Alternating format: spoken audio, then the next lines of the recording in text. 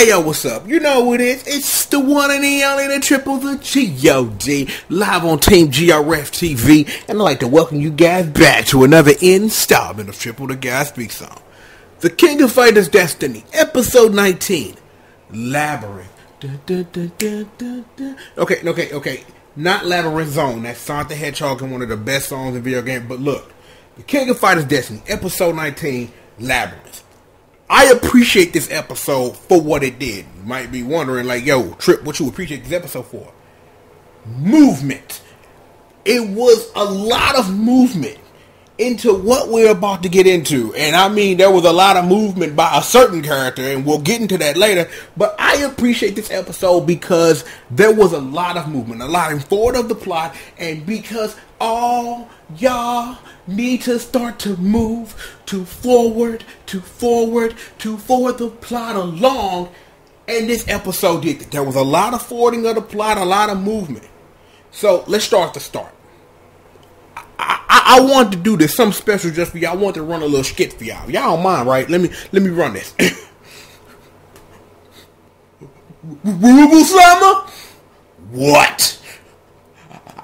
I got some bad news, sir. What is it? Geese is dead, and the building will blowing up. What does that have to do with anything? Geese-sama! I don't really care. Don't care whatsoever. Billy, get to the point. What do you want? Well, what happened was, Rugal-sama, was somebody stole some files off the computer. Who? I think he called himself Hydern.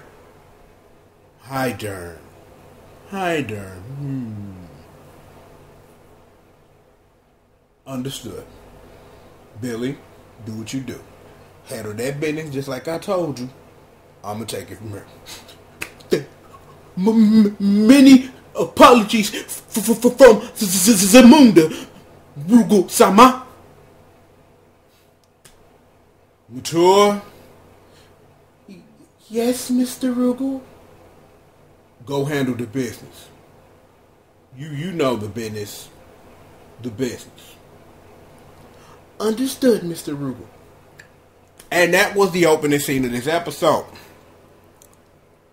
Billy's reporting that Geese is dead. The tower's been blew up. Hydern stole some files, and Rugal just sitting up there like, sipping on gin and juice. But it was actually wine. But you get the point.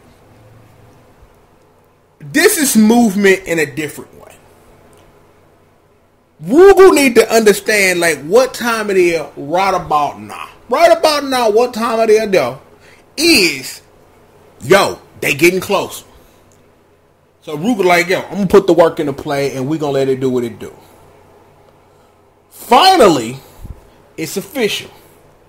Teddy Bogard, Andy Bogard, and Joe Higashi have finally made it onto the cruise ship for real. And they finna go straight to Rugal, and they gonna power gazer him, hit him with a Zion Kid, and hit him with a double cyclone, and this is going to end, right? Nope! They sitting up here wondering like, hey fam, what we gonna do? Man, I don't know, man, what you wanna do? I ain't really sure though, but we need to do something.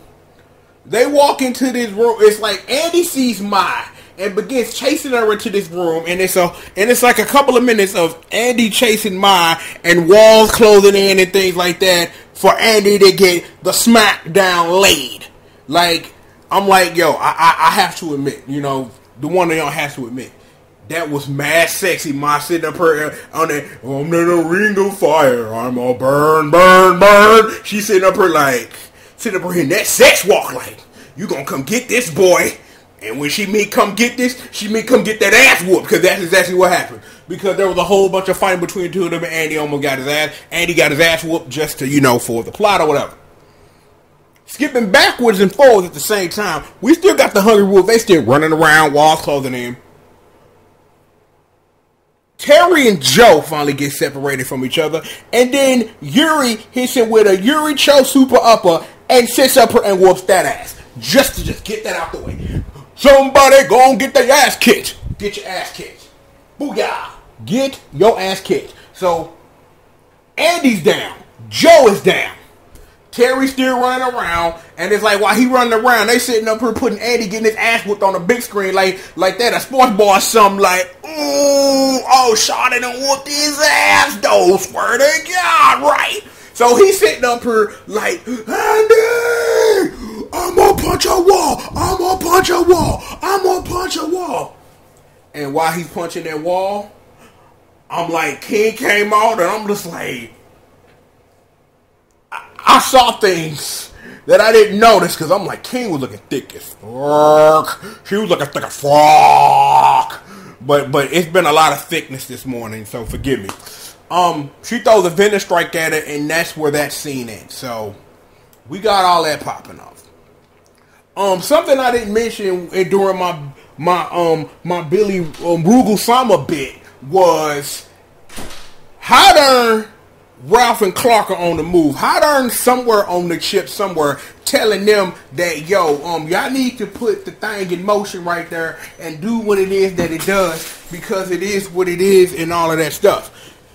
At this point, how darn notices he's being watched and like, I don't care. I'm hotter and I can sit up here if I want to. I can hit you with like an invisible drill and sit up here and drain all the life out of you because, you know, I am a big giant Evangelion reference. So, hey, whatever. So, I'm assuming in the next couple episodes, we're going to find out where that boy Raph and where that boy Clark is because we know Hydon finna go after Rugal because, you know, we got beef. So, that's happening. Meanwhile, we go back over to the Psycho Soldiers, and Chen and Kenso get curb stomped.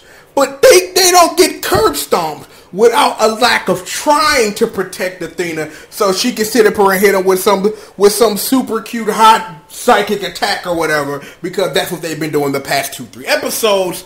But yeah, I'm like, I gotta admit, that fight was dope. I'm like,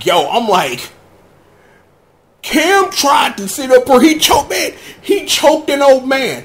If there was anything that I can appreciate about an old man being choked, is Kim hit that boy Chin with the Latrell Sprewell.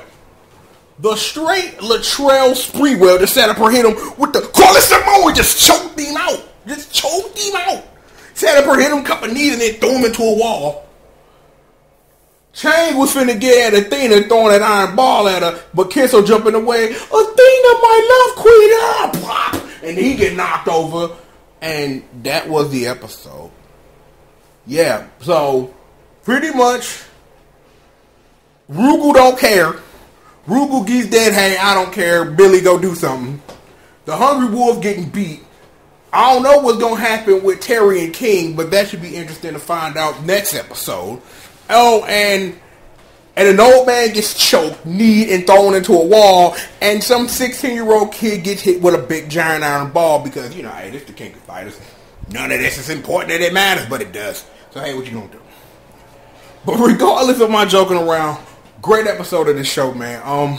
From my understanding, next week is supposed to be a side story, I think I scrolled down in the comments while downloading the video on accident and saw that next week is supposed to be a side story. I didn't catch whose, but all I heard was somebody was complaining that next week's a side story. So I don't know whose, like I said, but it should be interesting. But I'm like, who do you do a side story on at this point?